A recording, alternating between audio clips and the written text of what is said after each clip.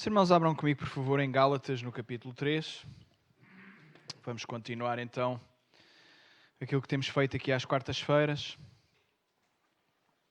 que é debruçar-nos sobre o livro, a Epístola aos Gálatas.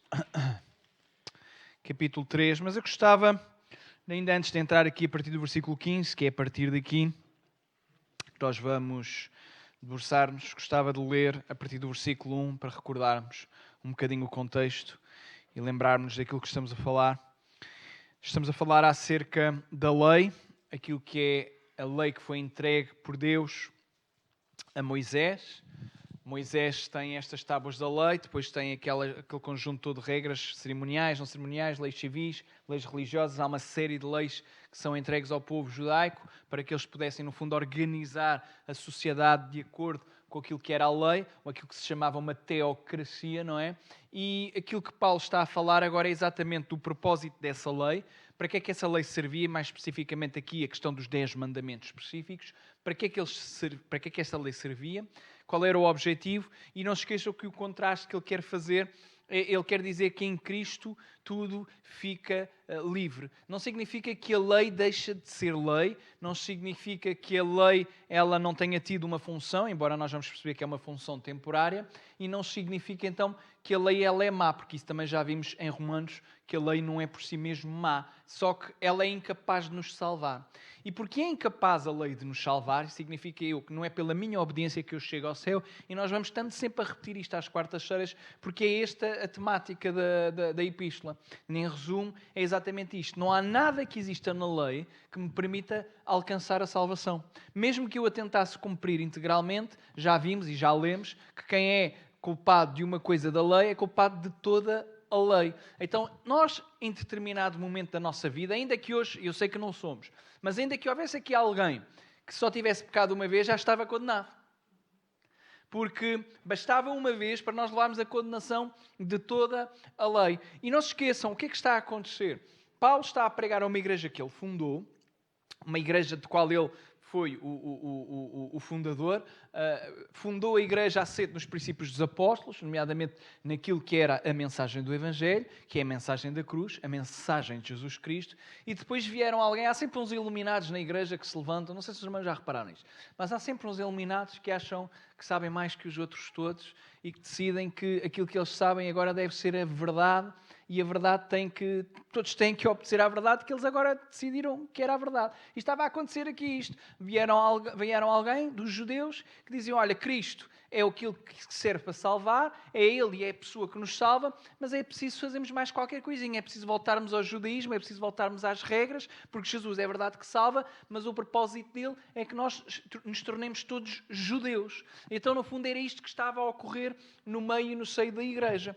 Claro, isto não é uma problemática que nós hoje consigamos perceber e que vejamos aqui hoje, pelo menos não nas nossas comunidades, não nas nossas igrejas, mas nós conseguimos adaptar e fazer esses paralelismos com tudo o resto, que é o seguinte: tudo aquilo que quiser ser acrescentado para além de Jesus Cristo não pode ser aceito pela igreja. Porque é Jesus e mais nada. É apenas Jesus. As regras que nós temos, as leis, a ideia que nós temos, nós não as fazemos, nós não obedecemos a elas, nós não as cumprimos para alcançar nada, a não ser a obediência àquilo que Deus exige. Mas a obediência àquilo que Deus exige não nos salva. E é importante nós entendermos isto. Então vamos lá ler. Ó insensatos Gálatas, quem vos enfeitiçou ou fascinou para não obedeceres à verdade, a vós perante os olhos de quem Jesus Cristo foi já representado como crucificado? Só quisera saber isto de vós: se recebeste o Espírito pelas obras da lei ou pela pregação da fé?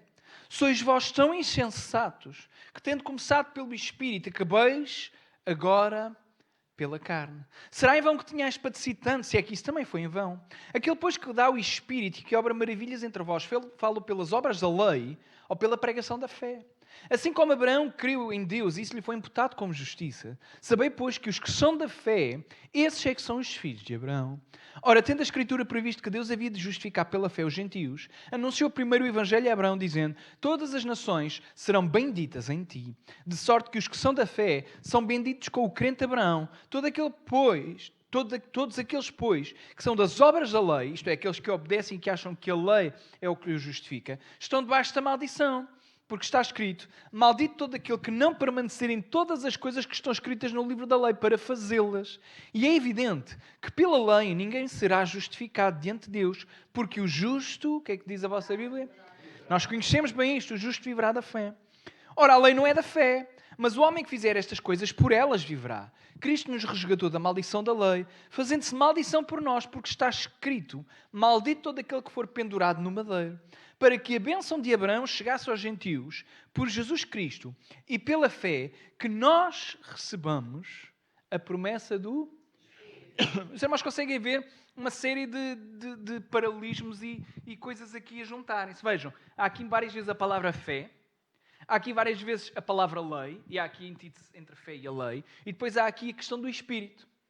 Fé, Espírito, carne, lei. E no fundo é isto que ele está a fazer. É interessante porque diz assim, seis vós estão insensatos que tendo começado pelo Espírito, acabais agora pela carne. Irmãos, deixem-vos dizer o seguinte, há uma coisa que eu tenho reparado, e à medida que vou ficando mais velho, vou tendo cada vez mais experiências, e também com crentes, e também com igrejas, e há uma coisa que eu me percebo, que é, as pessoas que na igreja funcionam pela carne acham que são muito espirituais. É pessoas que vivem na carne, tomam decisões pela carne, pensam e deixam pensar e agir pela carne, e depois acham que são espirituais. Porque elas mascaram aquela que é a sua carnalidade com questões espirituais. E aquilo que ele está a dizer é isto mesmo. Desculpem a expressão, mas é isto literalmente no grego. Seus idiotas. Quem é que vos enfeitiçou para largarem o Espírito e agora passarem a seguir a carne? Porque se o Espírito era o suficiente e se é pela fé que sois salvos, então porquê é que vocês querem acrescentar mais qualquer coisa? E ele dá o exemplo de Abraão.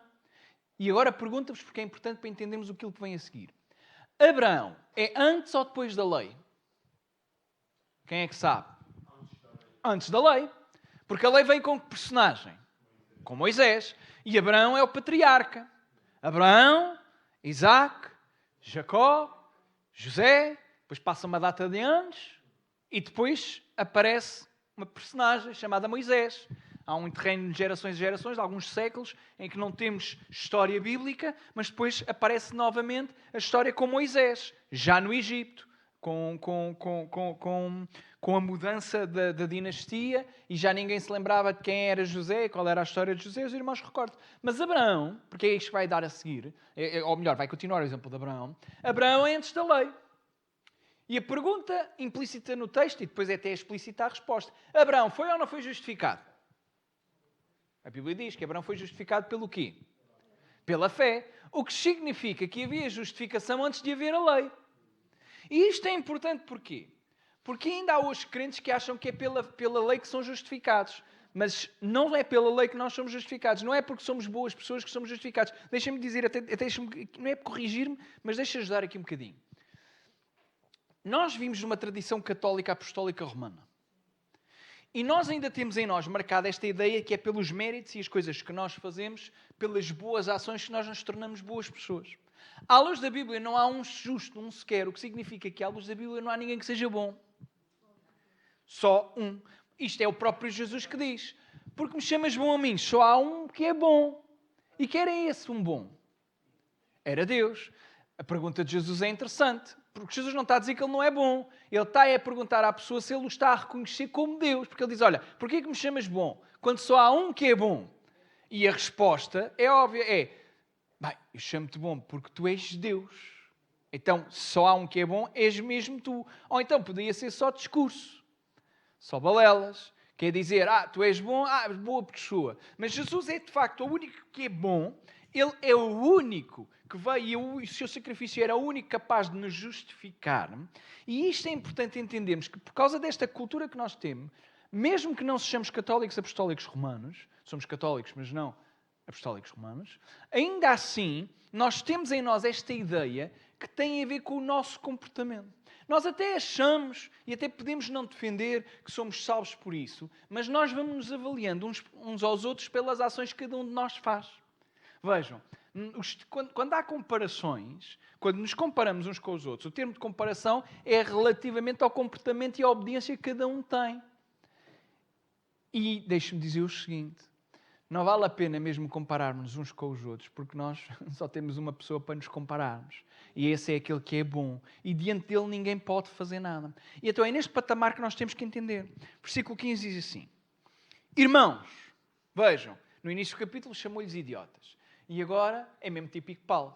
Vai-se acalmando e agora diz, não, vou ser assertivo, mas já vos ofendi, já vos chamei a atenção, agora volto-vos a tratar como minha família, como parte comigo. Irmãos, como o homem fala, e o que é que ele está a fazer? Ele vai dar um exemplo de alguma coisa que nós conseguimos entender e que os judeus da altura também entendiam muito bem. Vai dar o exemplo do testamento. Irmãos, como o homem fala, se o testamento de um homem for confirmado, ninguém o anula nem acrescenta. Literalmente é isto no grego. Se o testamento de um homem for ratificado, assinado, validado, não há nada que se possa fazer depois daquele testamento. A ideia é, se a pessoa morre, tudo o que está naquele testamento fica válido depois daquela pessoa morrer. Os seus irmãos entendem isto? A ideia é, há um testamento, alguém escreve um testamento, enquanto aquela pessoa for viva, aquele testamento pode ser alterado pelo próprio. Mas quando se aquela pessoa não alterar o testamento, se aquela pessoa falecer, o testamento, quando é aberto, hoje em dia é um bocadinho diferente, mas naquela altura era assim, abrindo-se, tudo o que lá está escrito tem que ser realizado porque é vontade e foi ratificada. Testamento e aliança são uma e a mesma coisa. Porque o exemplo que Paulo está a dar não é apenas no testamento, é a questão da aliança. E Deus não morre. Os irmãos entendem isto? Deus não morre. Mas Paulo está a usar a questão do testamento, que é a mesma palavra de ATQ para a aliança, e a aliança é aquilo que Deus fez com Abraão. Então, Paulo está a usar o testamento como exemplo irmão daquilo que Deus fez com Abraão, que foi uma aliança. E aquilo que é ratificado não pode jamais ser anulado. E não só anulado, Paulo, inspirado pelo Espírito Santo, não deixa as coisas por dizer. Ele diz, não apenas não pode ser anulado, como ninguém lhe pode acrescentar nada. Porque às vezes o problema nem é anularmos. O problema às vezes de algumas igrejas é que se quer acrescentar coisas que nunca é suposto ter-se acrescentado. Que é acrescentar ingredientes, acrescentar requisitos. Este era, aliás, aquilo que os fariseus faziam. E agora estavam também a fazer crentes fariseus, que estavam na igreja a querer acrescentar determinados ingredientes ou determinadas posturas, determinadas ações que se deveriam novamente praticar. Como o homem fala, se o testamento de um homem for confirmado, ninguém o anula nem lhe acrescenta. Ora, as promessas foram feitas a Abraão e à sua... O que é que diz a vossa Bíblia? Alguém tem outra palavra? A minha diz, por exemplo, à sua posteridade. Posteridade, descendente? E ao seu descendente, ok. Ora bem, as promessas foram feitas a Abraão, literalmente, no grego, e à sua semente. Não diz, e às sementes. É interessante, literalmente a palavra é esta. É uma palavra que os irmãos até conhecem hoje, é uma palavra que nós temos em português. Diz assim, ora, as promessas, epagélia, foram feitas a Abraão e à sua spermata. Conhecem a expressão de esperma, de onde vem semente. A palavra esperma no grego literalmente significa semente. E ele está a dizer, as promessas foram feitas a Abraão, e não se esqueçam, está a falar de Gênesis capítulo 15, a promessa que Deus dá a Abraão, em ti serão benditas todas as nações, todas as famílias. A ideia é esta.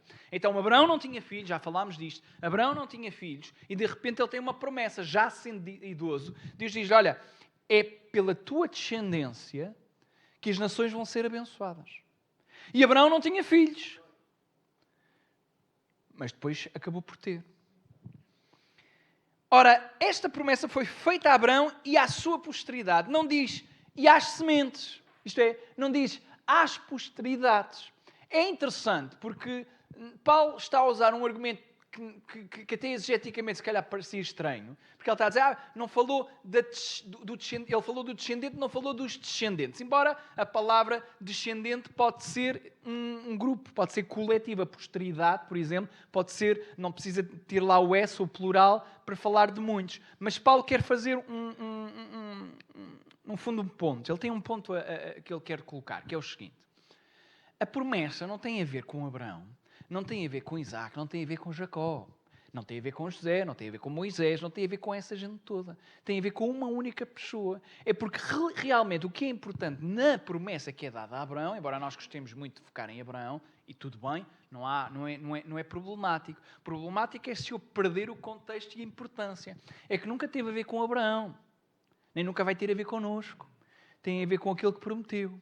E aquele que prometeu que era por Abraão que viria aquele que abençoaria todos. Não foi Abraão que abençoou todos. É aquele que viria de Abraão. E quem é que viria de Abraão? Não era apenas David. É que viria outro depois de Davi. E quem é que é esse?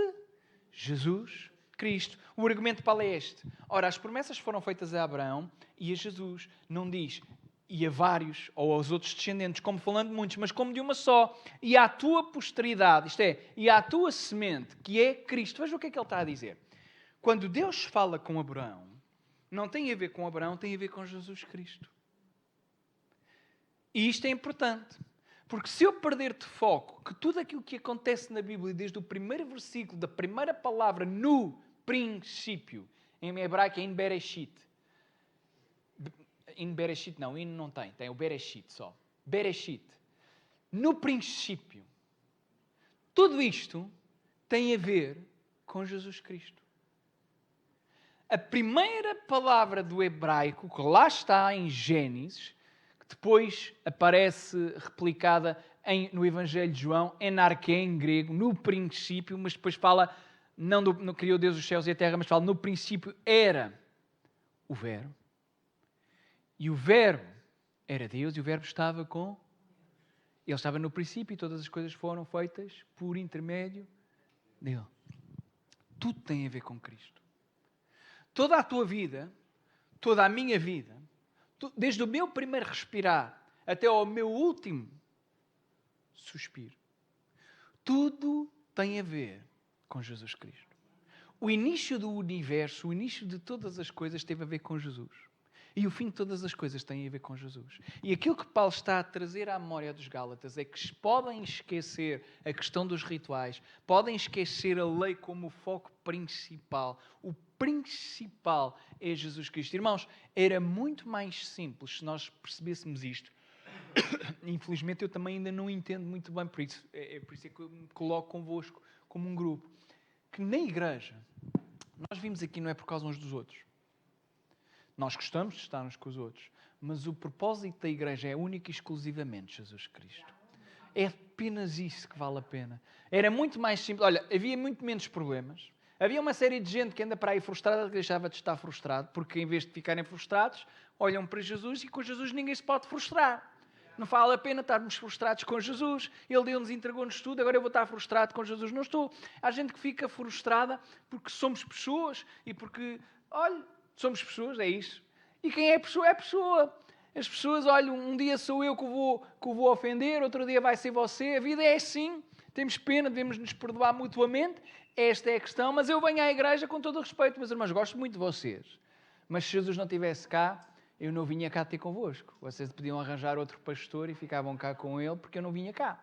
Porque eu estou cá, não é por causa de vocês. Eu estou cá porque o centro é Jesus Cristo. O centro é Cristo. E aquilo que Paulo quer trazer à memória dos Gálatas e da igreja é isto mesmo. O centro é Jesus Cristo. E se ele for o centro da minha vida, há uma série de coisas que naturalmente têm a tendência para acontecer. Não está no texto, mas pensem. Porquê é que eu oro? Porque Jesus é o centro. Não é porque me apetece. É porque Ele é o centro. Porquê é que nós cantamos? Não é porque me apetece. É porque Ele é o centro. Porquê é que tocamos? Quem sabe tocar? Não é porque eu gosto. Até posso gostar, ou até posso nem não gostar, não importa. Eu sirvo, não é por causa de vocês, embora sirva a cada um de vocês. Eu sirvo por causa de Jesus Cristo. Amém. Por isso é que eu não consigo compreender pessoas que têm talentos e dons e dizem, não, eu não vou servir, porquê? Por causa de A, B, ou C, ou D. Olha, então estás mal, se calhar mais vale sair mesmo da igreja. Porque se não serves a Deus com um dom que Ele te deu, que não é teu, é de Deus, e tu não serves por causa dos outros porque não gostas de A, ou porque não gostas de B, ou porque não gostas de C, alguma coisa está profundamente errada na vida espiritual destas pessoas. Temos pena. Temos pena, e é mesmo literalmente, isto nem é irónico, tenho pena. Porque às vezes não há mais nada a fazer, a não ser ter pena e orar para que seja o Senhor. Olha, Paulo até tem uma coisa interessante. Já agora não tem nada a ver, mas quando Jesus não é o centro, há sempre uma série de problemas que se levantam. E Paulo até tem um argumento, ele diz assim, olha, se a pessoa não se arrepende, se a pessoa não quer saber de Cristo, ela entrega-o a Satanás. E pode ser que o diabo, pela operação do diabo, ele se acabe por arrepender e se converta. É uma coisa extraordinária.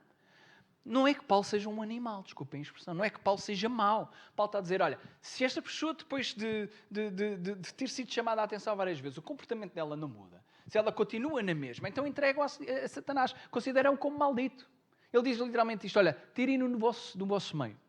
Ele que saia, ou essa pessoa que saia, e pode ser que por andar no mundo, porque vai ser usado pelo diabo, que a determinada altura a sua vida fique, é isto que está implicitamente no texto, que a sua vida fique de tal forma num farrapo, que ele cai em si e pensa assim, bem, eu realmente, eu sem Jesus não sou nada, e volta. Uma coisa extraordinária, é tipo filho pródigo, os irmãos estão a ver. Porquê é que o pai deixa o filho ir? Porque é interessante a história do filho pródigo. Olha, eu acho interessante, os irmãos gostam da história do filho pródigo. O filho pródigo chega ali ao pé do pai e diz assim, é o mais novo, dá-me parte da herança. A herança só se dá quando o pai morre. Uma ofensa. O pai dá-lhe a herança. E o pai deixa-o ir-se embora. Quem o há parte? Há uma série de crentes. E eu sei que eu não estou a falar para os irmãos, porque aqui a maior parte de vocês é relativamente madura, não só apenas em idade, mas também espiritualmente. Mas eu acho piada, às vezes estou aqui a falar com pessoas, aqui, pode ser aqui, pode ser no outro lado qualquer. Mas é interessante, é que há crentes que acham que são a ovelha perdida. E querem ser transportadas ao colinho como se fossem a ovelha perdida. Mas o irmão já reparou que a história do filho pródigo vem no encadeamento das várias parábolas? E o filho pródigo é aquele que está em casa, que conhece o pai, o crente, e é ele que sai. E a ovelha perdida é o pecador que ainda não conhecia Deus. É uma história um bocadinho diferente. É que a ovelha perdida não é o crente que precisa de atenção e miminho. A ovelha perdida era as ovelhas perdidas de Israel, eram os pecadores que estavam lá fora. O filho pródigo é aqueles que estão cá dentro. Quando algum crente começa a falar que é como se sente como uma ovelha perdida, digo-lhe assim, você não é ovelha perdida. Você é o filho pródigo. O filho pródigo sai porque quer. A ovelha perdida simplesmente está perdida. Ela nunca conheceu. Ela não conhece o caminho. E há crentes que confundem as duas histórias. Então acham que têm que ser tratadas como uma ovelhinha. Quando elas são filhos pródigos. E o que é que o pai faz ao filho pródigo? Queres ir? Vai. Eu fico aqui. Quando quiseres regressar, eu estou aqui. A ovelha perdida, o pastor sai e vai atrás dela, porque senão ela morre. Mas o filho pródigo, o pai não vai ter com ele. Parece que é a mesma história, mas não é. Tem duas coisas bem distintas, porque a aplicação é distinta. São duas populações distintas. Porque na realidade havia dois filhos. Havia um que ficou lá e estava tão perdido também como aquele que estava lá fora. Isto para dizer o quê?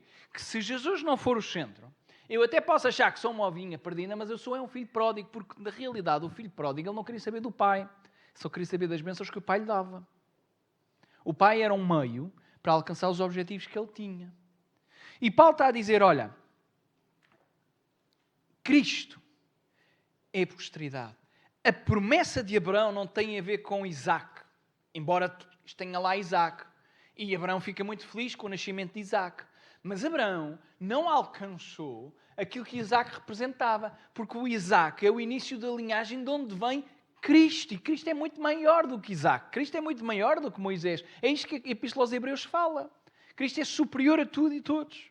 Mas digo isto, que tendo sido o testamento anteriormente confirmado por Deus, a lei que veio 430 anos depois não invalida de forma a abolir a promessa. Vejam, Paulo está a dizer o seguinte, olha, então a promessa que é Cristo foi dada a Abraão 430 anos antes de Moisés.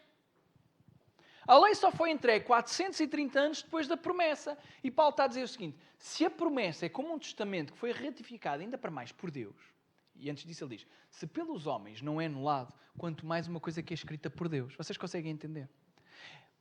nós não somos assim tão honestos como gostamos às vezes de transparecer. Nós não somos assim tão sérios como às vezes gostaríamos de ser. E as nossas assinaturas, antigamente a palavra de um homem valia muito. Hoje em dia os irmãos sabem que não vale nada. Não há a maior parte, há poucos contratos hoje em dia que se fazem apalavrados, a não ser que a pessoa seja de facto muito séria, mas é preciso duas partes sérias para que os contratos avancem, não é? Mas é preciso... Hoje em dia a assinatura pouco faz, pouco peso parece que tem. Mas na altura do testamento era assim. Ninguém acrescentava, ninguém anulava. E era por homens.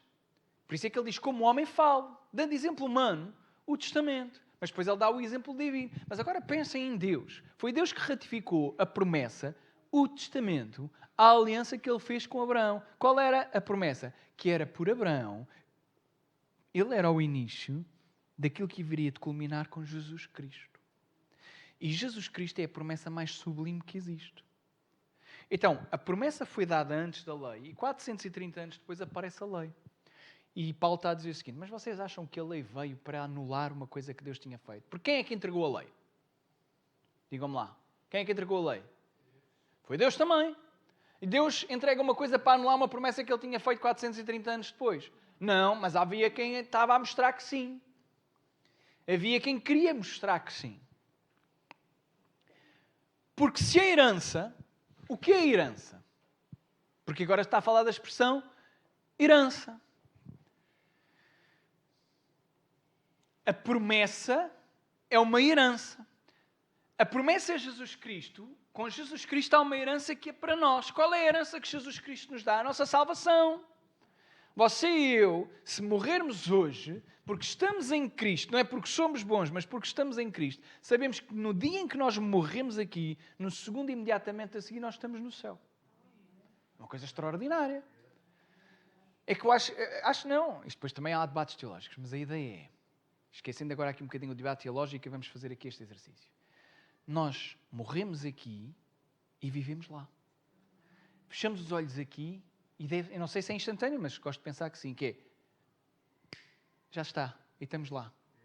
Uma coisa espetacular. É uma coisa extraordinária. Esta é a herança. Esta é a beleza. Esta é a promessa. E esta herança provém da lei, é que se vier da lei estamos tramados. Ele diz, porque se a herança provém da lei, já não provém da promessa. Mas Deus, pela promessa, a deu gratuitamente a Abraão. Ele está a dizer, olha, é que se a herança só vem pela lei, então Abraão não usufruiu dela. Porque Abraão então só tinha a promessa. Mas se é pela lei que a herança se herda, então Abraão tinha que obedecer. Mas temos um problema. É que Abraão não viveu mais 430 anos para ver a lei e começar a obedecer à mesma. E temos ainda outro problema, é que é o que é que aconteceu a toda a gente que veio antes de Abraão ainda. Porque se a herança provém da lei, já não provém da promessa. Mas Deus, pela promessa, a deu gratuitamente a Abraão. Mais uma coisa extraordinária. É de graça. Não é porque você a compra. Não dá para comprar, não dá para pagar as promessas. Não é, Jesus, olha, dá-me lá um bocadinho dessa herança. Dá-me lá um bocadinho dessa promessa. Pago, dou isto, dou aquilo, dou aquele outro. Não faz sentido. É de graça. Abraão não tinha nada para trocar. Ele até era rico. Sim, depois. Deus é Deus, todo o ouro, toda a prata. O que é que se pode dar àquele que tem tudo? Nada. Porque se a herança provém da lei, já não provém da promessa. Mas Deus, pela promessa, a deu gratuitamente a Abraão. Logo então, para que é que existe a lei? Foi ordenada por causa, o que é que diz a vossa Bíblia? Das transgressões. Até que viesse, vejam, o até mostra o que é temporário. O propósito é, foi ordenada por causa das transgressões. Esta é a razão. Depois tem o tempo. Até que, ou seja, o tempo da lei, ele está em atuação e ele tem um propósito, um limite temporal, que é até que viesse a posteridade, a semente, que nós já vimos que era quem? Cristo. Então a lei atua temporariamente e no limite temporal até a chegada de Jesus Cristo. Mas vejam, foi ordenada por causa das transgressões. E a minha pergunta para vocês é, o que é que isto significa? Respondam lá, meus caríssimos alunos. Por causa das transgressões. O que é que isto significa para vocês? Vocês que leem a Bíblia há tantos anos, leem este versículo, por causa da transgressão, ou das transgressões, está a dar a justificação de porque é que a lei veio. Mas o que é que isto significa?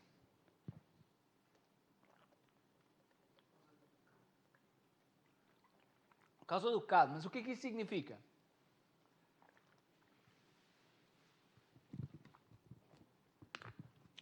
Isto é uma razão. Isto é uma frase que tem uma cláusula, não é? A lei foi ordenada por causa da transgressão. Mas o que é que isto significa? Sabemos o que é a transgressão? Os irmãos não viram aí hoje e ontem andam a circular vídeos de dois episódios distintos, um na Marginal e outro aqui perto também numa via rápida, de duas pessoas a andarem em contramão. O que é que nós dizemos que ele fez? Ele fez o quê? Transgrediu o quê? A lei. Qual lei? Neste caso o Código da... Então, a transgressão é a quebra da lei. Mas antes não havia lei. Ele está a responder à questão que ele fez. Para que é que serve a lei então? Ele diz, a lei serve por causa das transgressões. O que é uma transgressão? É uma violação da... Transgressão e pecado pode parecer a mesma coisa, mas não é bem a mesma coisa. Porque a transgressão ainda é pior do que o pecado. É um nível superior. Passo-se a explicar.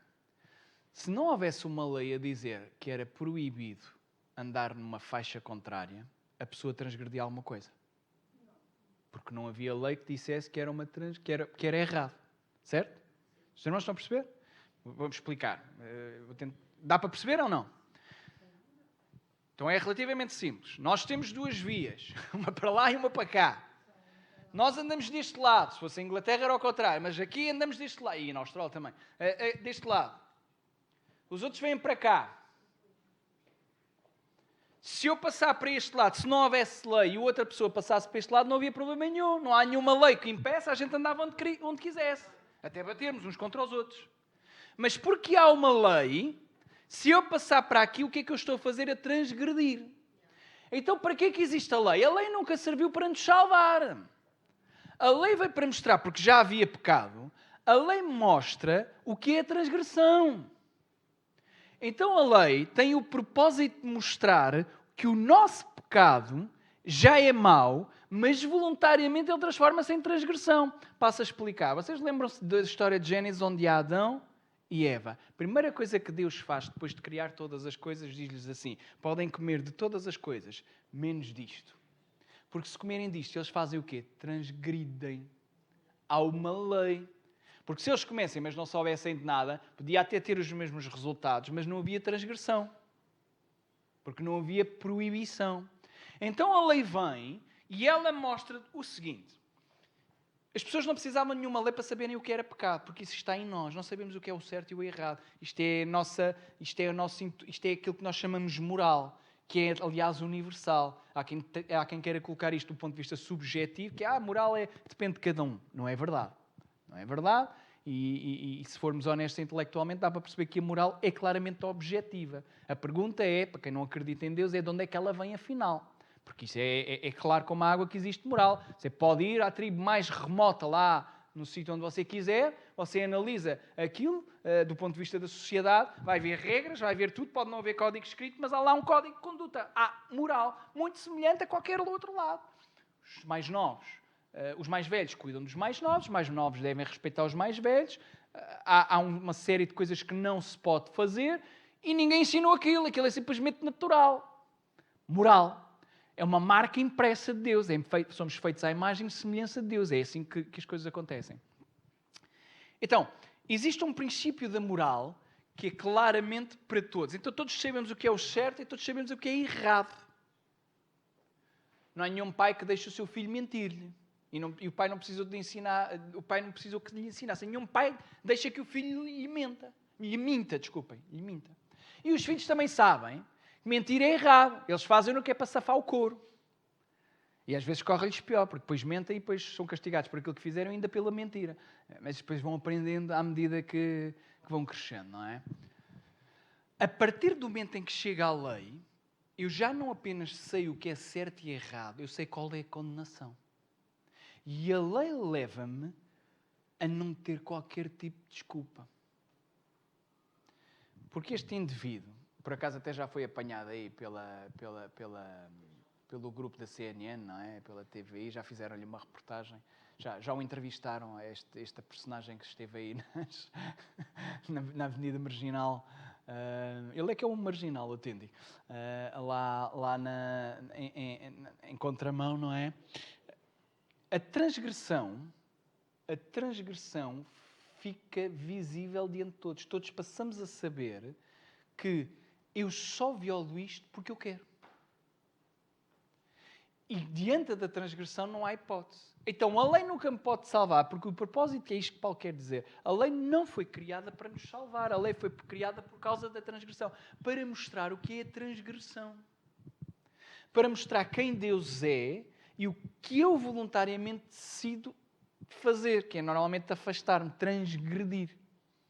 E estamos mesmo a terminar. Logo, para que a lei foi ordenada por causa das transgressões, até que viesse a posteridade, a quem a promessa tinha sido feita. E foi posta pelos anjos na mão de um medianeiro. Este medianeiro está a falar de Moisés. Ora, o medianeiro não é de um só, mas Deus é um, só para explicar e termino. A lei é entregue a Moisés e Moisés tem que fazer de mediador. Moisés faz de mediador entre o povo e Deus. Certo? Então, ele não era apenas um, ele tinha que fazer mediação entre os homens, entre aquilo que era humano e aquilo que era divino. Mas este versículo diz assim, ele não é de um, mas Deus é um só. Deus não é medianeiro. Deus não tem dupla natureza. Deus é um só. Logo, a lei é contra a promessa de Deus. Vejam, a lei é dada a um que está em dois grupos. Está a tentar mediar aquilo que é humano com aquilo que é divino. Deus é apenas divino, não é humano. A lei é a ferramenta pela qual o mediador tenta mediar o homem com Deus. Logo, a lei é contra a promessa de Deus? De maneira nenhuma. Porque se fosse dada uma lei que pudesse vivificar, a justiça, na verdade, teria sido pela lei. Veja, ele está a dizer, olha, a lei jamais pode vivificar. Se pudesse vivificar, Deus tinha dado uma lei que, ao obedecermos, nós ganhávamos vida. Mas a Escritura encerrou tudo debaixo do pecado para que a promessa pela fé em Jesus Cristo fosse dada aos crentes. Então, no final, tudo está debaixo do pecado e é apenas Jesus que rompe com este reino, que é o reino do pecado. Não é a lei. Não é porque a lei é má, não. A lei não é má. A lei tem o propósito bom de mostrar o que é a transgressão. Agora, nós não queremos saber nem o que é a transgressão, nem queremos saber do que é o pecado, nem queremos saber do que é Deus. E vem Jesus e anula todas as coisas e veja o mundo. Também não quer saber de Jesus. Mas eu espero que nós sejamos daqueles que querem mesmo saber quem é Jesus. Eu oro para que nós possamos querer verdadeiramente relacionarmos com este que é Jesus. Ele é este Deus único. Ele é que é o verdadeiro mediador. E Ele, agora falta-me a expressão, faz a mediação. Não através da lei, mas através do seu sangue. E isso é o melhor. Isso é o suficiente. E é por Ele e para Ele que nós estamos aqui nesta noite. Amém? Vamos ficar em pé, vamos orar.